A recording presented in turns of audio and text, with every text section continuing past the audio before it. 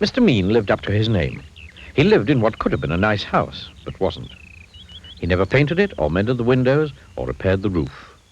Inside it was the same. No carpets, no curtains, no pictures, no fires.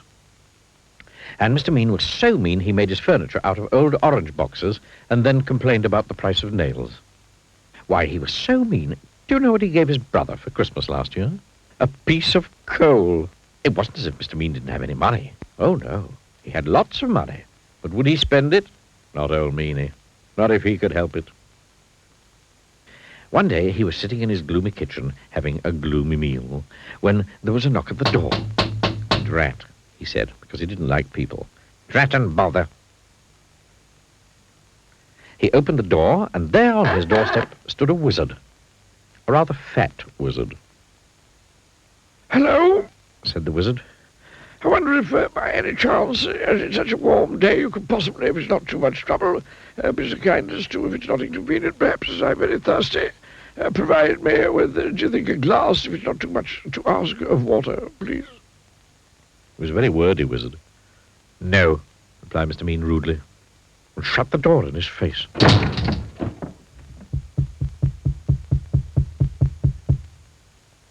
"How did you get in?"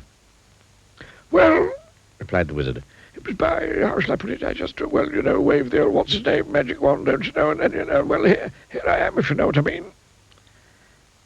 "You must be very poor," he remarked kindly, looking round. "Oh, yes, I am," lied Mr. Mean. "Then perhaps I can help you," said the wizard, pulling up a box to sit down on. The box didn't move, so the wizard pulled it harder, and this time it did move. In fact, it tipped up and spilled Mr. Mean's money all over the floor. Well.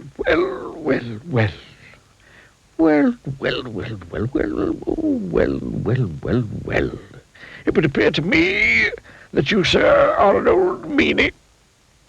Mr. Meanie didn't hear him. He was too busy scrabbling all over the floor trying to pick up his money. And meanies need to be taught a lesson. And so saying, he waved his magic wand. All the money turned into potatoes. Potatoes. "Oh, dear. Oh, dear me. Oh, dear me. Please turn my money back into money. Oh, please, please, please." "Perhaps," replied the wizard. "But on the other hand, taking all things into account, by and large, things being what they are on the face of it, perhaps not. However," continued the wordy wizard, "if you make me a solemn promise never to be mean again, then I'll turn the potatoes back into money. But," he added sternly, "if you are ever mean again, then it's, how shall I put it, then it's potatoes for you, my lad, if not other vegetables as well." The following day, Mr. Mean decided to walk to town. He never took the bus, because that cost money. On the way, he met an old washerwoman carrying an enormous bundle of washing. "Oh, please, kind sir," he said.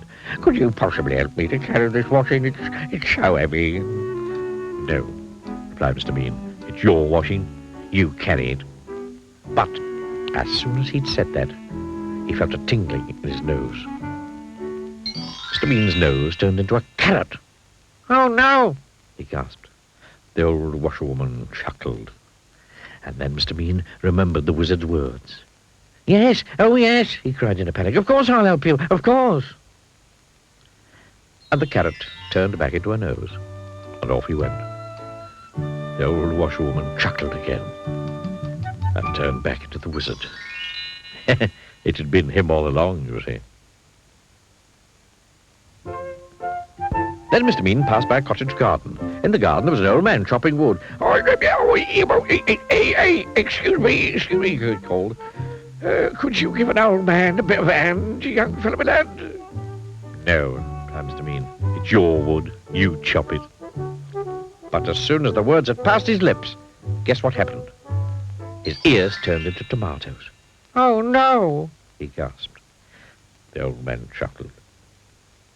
Mr. Mean remembered the wizard's words. "Oh, yes, he cried. "Yes, of course I'll give you a hand, of course." And he chopped and chopped until all the wood was cut. And the tomatoes turned back into ears, and off he went. Eventually, Mr. Mean arrived in the town. There was a little boy crying because his ball had got stuck on the top of the wall. Oh, please, sir, could you make my ball down for me? No, retorted Mr. Mean. Your ball, you... Then he stopped. There was a funny tingling feeling in his feet. Yes, he said hurriedly. Yes, of course I will, of course. And he reached up and passed the ball to the boy and went on his way, looking anxiously at his feet. The little boy stopped crying and turned into the wizard. I think, he said to himself, that Mr. Mean, by and large, is beginning, if I'm not very much mistaken, to be not quite so mean. And I think, although I could be wrong, although I never am, that he has, thank goodness, learned his lesson. And do you know something? Mr. Mean had learned his lesson. Today, he's nothing like so mean as he used to be. And he doesn't keep his money in a box in the kitchen anymore. Today, his house is mended and painted and spick and span.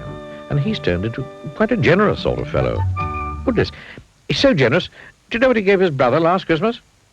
2 pieces of coal.